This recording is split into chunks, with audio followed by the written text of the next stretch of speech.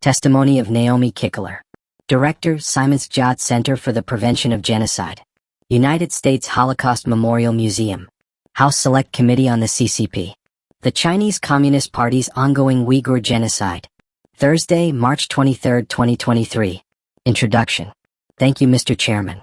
My name is Naomi Kikoler, and I am the Director of the Simons-Jot Center for the Prevention of Genocide at the United States Holocaust Memorial Museum. As you know, the museum was chartered by Congress and receives congressional appropriations, but the center as part of the museum is funded exclusively through private donations.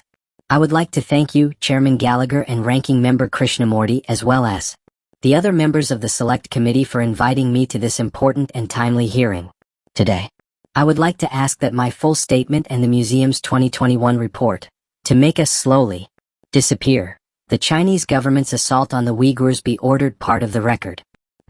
Addition, I would like to submit to the committee the pictures and stories of Uyghurs speaking in interviews with the museum about the often unknown fate and whereabouts of their family members, and ask that they will also be made part of the record.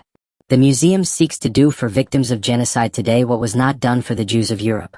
The failures that led to the Holocaust and the conviction that the Holocaust was preventable, as are future genocides, are the foundation for the center's work.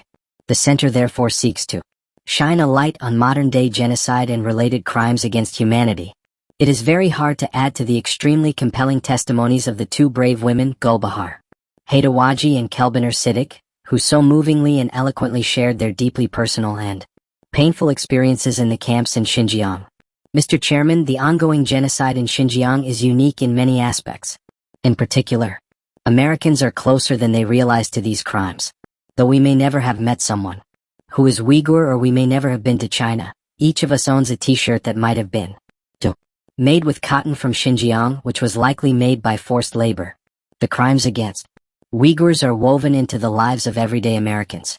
Also notable is the lengths to which the CCP is going to conceal the crimes from the world. We know what we do about the genocide of the Uyghurs because of survivors like those here today, and because of leaked information from within the CCP. Finally, the way in which the CCP is conducting this genocide is unprecedented. Most situations of genocide rely on mass killing, but the perpetrators in this case are using mass detention and forced labor, both of which result in long-term separation of the sexes, restrictions on the reproductive capacity of Uyghur women, and crimes against children, including their transfer to the custody of the state, to achieve their aims, all supported by systems of intrusive mass surveillance. The United States has consistently affirmed that preventing mass atrocities and genocide is a core national security interest and a core moral responsibility. One, now that the United States has determined that the CCP is committing genocide, there needs to be a focused, coordinated strategy that seeks to end the crimes against Uyghurs, support victims, and pursue a path to accountability. Background 2. The Uyghurs are an ethno-religious minority group in China. The harsh treatment of Uyghurs by the CCP is not new. For decades, the Chinese government has sought to forcibly assimilate Xinjiang's Uyghur Muslim community, most visibly through prohibitions on the expression of Uyghur religion and culture and the destruction of sites of religious and cultural heritage. Furthermore, since the early 1950s, Chinese government policy has sought to change the demographics of Xinjiang.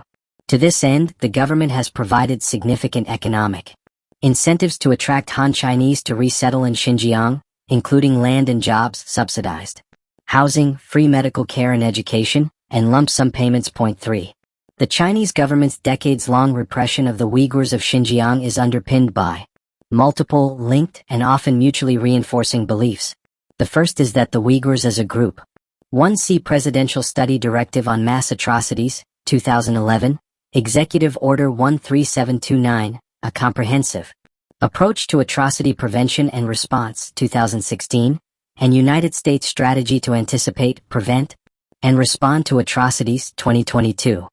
2. This testimony draws from the Simons-Jot Center's report, To Make Us Slowly Disappear, the Chinese government's assault on the Uyghurs from November 2021, available at https://www.usm.org/genocide-reports-and-resources/the-Chinese-government's-assault-ontihi-Uyghurs. 3. Nathan Ruser and James Leibold, family de-planning, the coercive campaign to drive down indigenous birth rates in Xinjiang. Australian Strategic Policy Institute, May 12, 2021, 18. https://s3-ap southeast-2.amazonaws.com/ad-aspi/2021-05/family%20 deplanning%20v2.pdf?io4rxdbw_u P5C6SSJ4EPMFM6KHL7UF 3 are perceived to pose a threat to the security of the Chinese nation. Second, given the critical importance of Xinjiang to the Belt Road Initiative, the Chinese government views any perceived threat posed by the Uyghurs as having significant economic ramifications. Point 4 Yet, while the Chinese government leverages the language of the war on terror, with its undercurrents of Islamophobia, it has not sought to identify threats, but rather has targeted the entirety of the Uyghur population. What is seemingly most threatening to the CCP is the fact of a community with a non-Han sense of identity. A network of detention centers, referred to by the state as re-education centers, expanded dramatically after the fall of 2016 when Chen Quanghua, previously the Communist Party secretary in Tibet and responsible for developing and implementing repressive policies there, was appointed party secretary in Xinjiang. Point 5 Building on tactics used in Tibet, Chen placed police and paramilitary troops every few hundred feet in Xinjiang's main towns, deployed teams to monitor Uyghur families in person, and expanded the number of detention centers and prisons in the region. These new CCP policies ushered in an entirely new level of abuses, including forced sterilization, torture, sexual violence, arbitrary arrests and disappearances, and forced labor against the Uyghur Muslim community. Between 1 million and 3 million people, mainly Uyghurs, 6, have been arbitrarily detained in a far-reaching camp system, which the CCP has euphemistically described as vocational training centers. There is an increasing entrenchment of Han supremacist values in the Chinese government's treatment of the Uyghurs, which has further dehumanized this minority group and nurtured an environment where genocidal ideologies can take root. While some violations have been documented against other minority groups in China, the scale and severity of the Chinese government's coordinated assault on the Uyghur community is unprecedented. Nature of the crimes. There are many unsettling details regarding the nature of the CCP's crimes against the Uyghurs. Unlike perpetrators of mass atrocity that use mass killings as their mode of destroying a particular group, the CCP has embarked on a secretive campaign to disappear and detain Uyghurs separate. Uyghur men and women target the reproductive capacity of Uyghur women, separate children from their families, and erase the visible elements of Uyghur culture. They are doing all this behind closed doors, as the CCP not only rejects independent investigators but harasses and threatens Uyghurs who dare to tell the truth about these crimes, including those Uyghurs that have fled China. The CCP's crimes against Uyghurs and its efforts to shield the truth are bolstered by multiple systems of surveillance, mass detention. Beginning at least in 2017, the Chinese government began expanding a network of detention centers where an estimated 1 million to 3 million people, mostly Uyghurs, have been imprisoned. Chinese authorities have separated children from families, and many Uyghur people living outside China have no contact with or information about detained relatives. Uyghur people face arrest and detention for practicing their religion, for family ties to other detainees, or even for attending a foreign university. Within detention centers, inmates report torture, forced labor, and mandatory teaching to renounce Uyghur culture and the Muslim faith. Point 7. Targeting Uyghur women's reproductive capacity. Chinese policy appears to be largely directed toward destroying, in substantial part, the Uyghur community's ability to regenerate, primarily through attacking the reproductive capacity of Uyghur women. In recent years, we have seen a deepening assault on Uyghur female reproductive capacity through forced sterilization and forced intrauterine device (IUD) placement, as well as the separation of the sexes through mass detention and forcible transfer. The attack on Uyghur reproductive capacity is specifically directed toward Uyghur women who, it is important to emphasize, are persecuted not only by reason of their ethnic, religious, and cultural identity but also because of their gender. Targeting Uyghur children. Of particular concern has been the transfer of Uyghur children into the care of the state. Since early 2018, state authorities have mandated special treatment for Uyghur children of couples where Both partners are detained in re-education, or in vocational training center, as 8 such children. 7.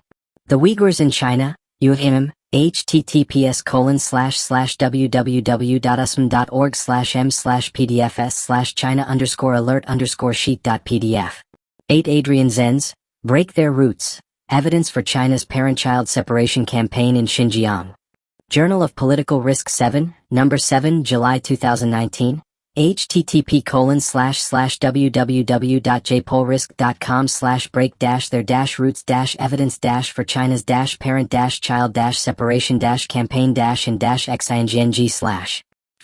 Are classified as constituting a special needs category, who are entitled to be placed in centralized care. 9 Uyghur infants as young as a few months old have been removed from their families. 10.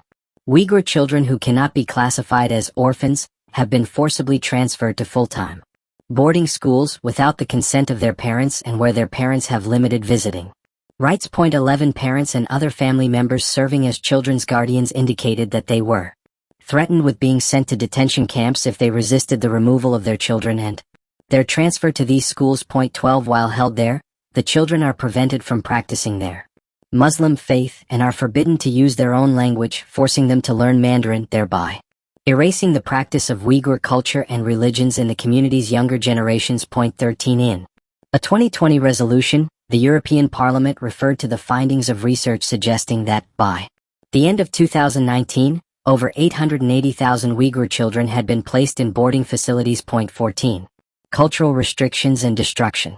Since 2017, the Chinese government has instituted more restrictive policies and laws limiting Uyghurs in Xinjiang from speaking the Uyghur language, wearing traditional clothing, having beards, wearing headscarves in public places, using traditional Islamic greetings, and performing a number of Uyghur religious and cultural practices. 15 Engaging in regular prayer or fasting for Ramadan are considered by the Chinese authorities as signs of extremism.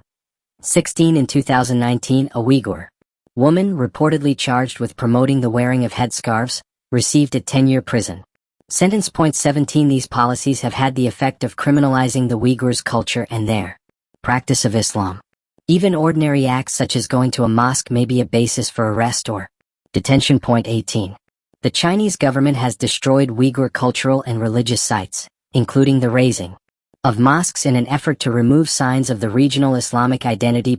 19 Satellite imagery and on-the-ground reporting shed light on the extensive and continuing destruction of cultural and religious sites in northwestern Xinjiang. 20 Around 8,500 mosques across Xinjiang, constituting approximately one-third of the region's mosques, have been destroyed since 2017. 21 Another 30% were damaged in some way, including the removal of architectural features such as minarets or domes. 22 About 50% of protected cultural sites have been damaged or destroyed, including the total destruction of Ordam Mazar Shrine, an ancient site of pilgrimage dating back to the 10th century. Satellite imagery suggests that the majority of sites remained as vacant lots while others were turned into roads and car parks or converted for agricultural use. Despite this widespread and deliberate destruction, the Chinese authorities officially claimed that the demolition was due to building code violations and for the protection of Muslims and their religious activities. Legal obligations. The Chinese government is failing in its legal obligation to prevent genocide. The seriousness of the assault on the Uyghur population demands the immediate response of the international community to protect the victims. The United States Holocaust Memorial Museum has also concluded there is a reasonable basis to believe that the CCP is perpetrating the crimes against humanity of persecution, imprisonment, or other severe deprivation of physical liberty, forced sterilization, sexual violence, enslavement, torture, and forcible transfer of children. This information triggers the legal obligation, binding on all states, to take appropriate action to prevent or halt genocide, as well as the international community's responsibility to protect victims of genocide and crimes against humanity. The legal obligation to prevent genocide is binding on every state, not just the state committing the crimes, and is recognized as an obligation under customary international law. 24 The duty to prevent a genocide also imposes on states an obligation to employ all means reasonably available to them so as to prevent genocide so far as possible. The duty to prevent genocide is not simply about a moral commitment to the idea of never again. Rather, it is a binding legal commitment on states to take all measures to prevent genocide that are reasonably available to them. It is essential that discussions take place within and among states as to how they can and should meet their legal obligations. A unique and pressing policy challenge. The atrocity crimes against the Uyghurs pose an unusual set of challenges to policymakers. 3. Factors stand out: competing U.S. interests and diverse national interests among like-minded countries, the strategic difficulty of convincing China to change its behavior, and the nature of the atrocities. First, competing interests in relation to China complicate the development of an atrocity prevention strategy. Interests vis-a-vis China range from trade to East Asian security to addressing global climate change. Policymakers determine how to balance these interests. Although U.S. officials have long cited human rights concerns among other interests in China, none has explained how interests in preventing mass atrocities relate to other U.S. interests. Thus far, there is no coordinated atrocity prevention strategy among like-minded states, and addressing crimes against Uyghurs has not been prioritized in any nation's national security policy. Second, China's growing economic, military, and political strength makes it easier for Chinese leaders to rebuff external calls for change, dismissing them as interference in Chinese internal affairs, and more difficult for external actors to build broad coalitions and find effective points of leverage.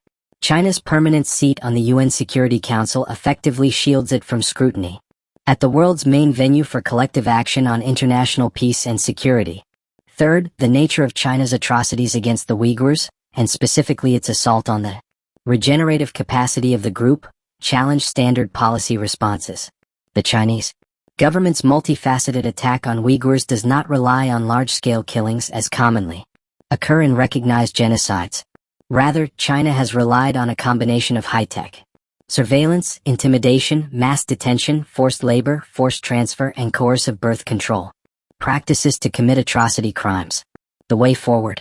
The Chinese government's responsibility.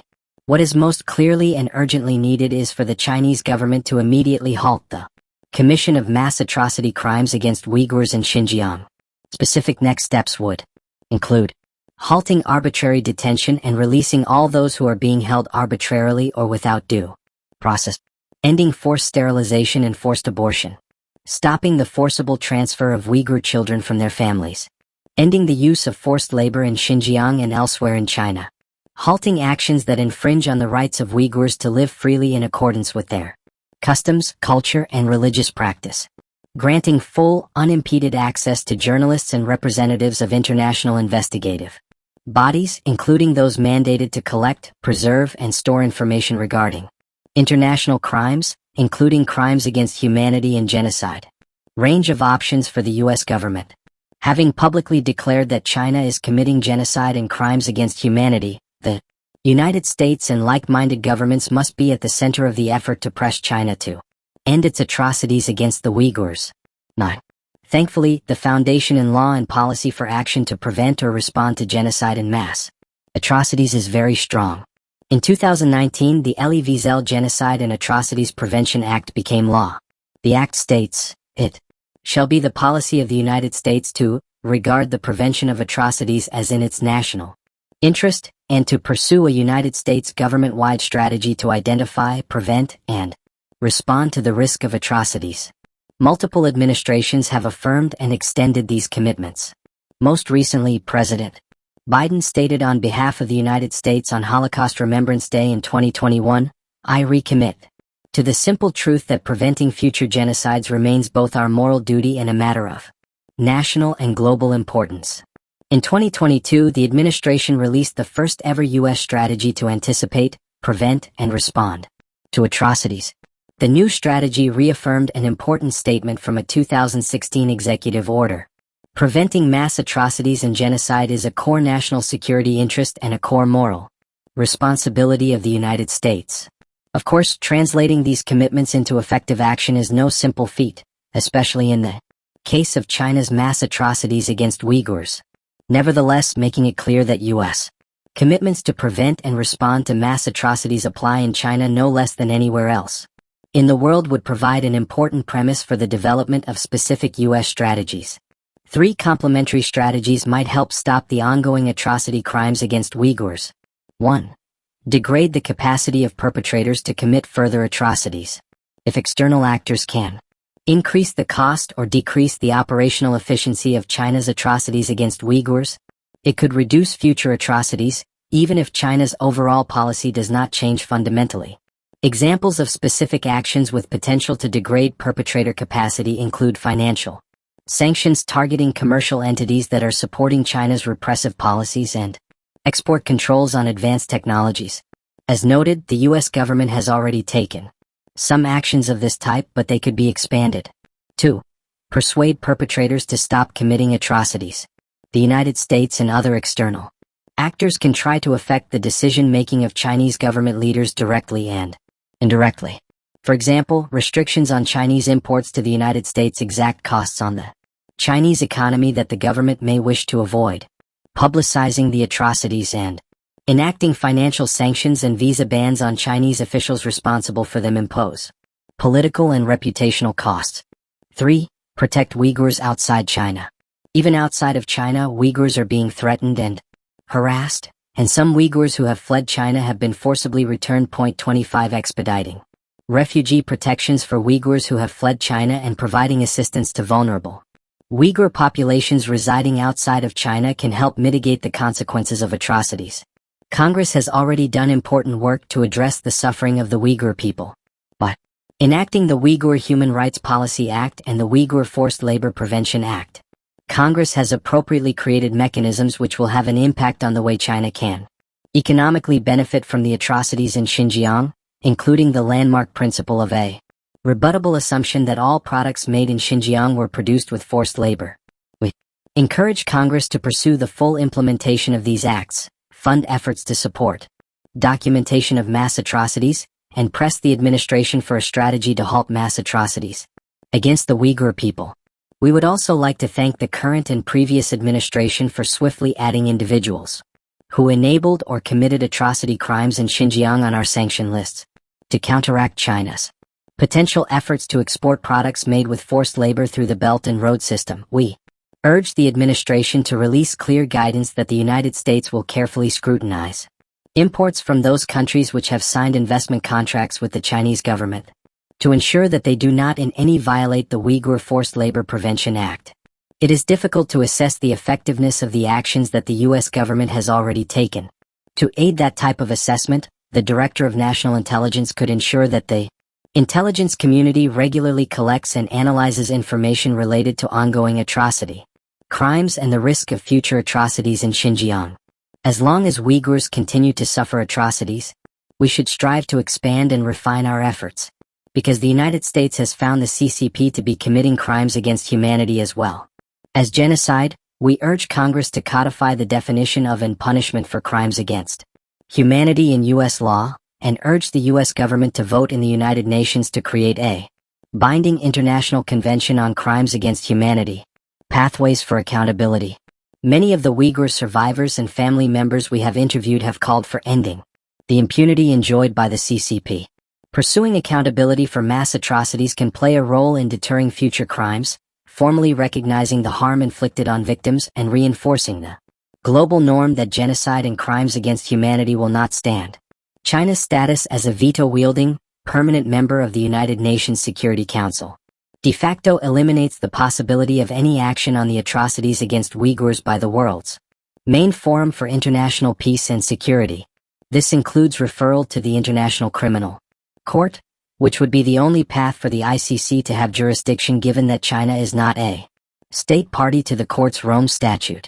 Prosecutions in national courts of other states are possible, under active, passive or universal jurisdiction, but there is little to suggest that states are investing resources in this, given the likely absence of suspects on their territory, the documentation challenges, and the need to focus attention on more fruitful areas of inquiry including Syrian and ISIL cases. Out of the dearth of viable justice options sprang the Uyghur Tribunal, an independent people's tribunal based in the United Kingdom. The Uyghur Tribunal concluded that the government of the People's Republic of China had committed genocide against the Uyghurs via birth control and sterilization measures, and found evidence of crimes against humanity, torture, and sexual abuse. This judgment is not binding, but the organizers hope that the tribunal's hearings and reports may spur on international action and help to hold China to account for its abuse of the Uyghurs. Mr. Chairman, Ranking Member, distinguished members of this committee, given the testimonies you have heard today, and despite all the legal challenges to hold a permanent member of the UN Security Council accountable that I and others have outlined, we have to undertake the incredibly difficult work of preserving the evidence and memory of each of the victims of the Chinese government, to preserve their individual stories, to keep their memory alive, and to ensure that justice can prevail in the end. Whatever combination of strategies is pursued, we must demonstrate that the official determination that the Chinese government is committing genocide and crimes against humanity against Uyghurs and other minorities is more than symbolic. Conclusion. Chairman Gallagher, Ranking Member Krishnamurti, let me thank you again on behalf of the museum for being invited to this important hearing on the ongoing genocide against the Uyghurs. The impunity with which the CCP has been able to commit these crimes thus far cannot persist. The future of a people may depend on swift, coordinated global action. Well, in closing, we would like to underscore that protecting the Uyghur community is not a partisan issue. This is about the values that the American people hold dear, and it is also about advancing U.S. strategic interests. Many people ask themselves when visiting our museum, what would I have done if I had been alive during the Holocaust? Today we want people to ask, now that I know, what will I do? This is our never again moment. Thank you, Mr. Chairman.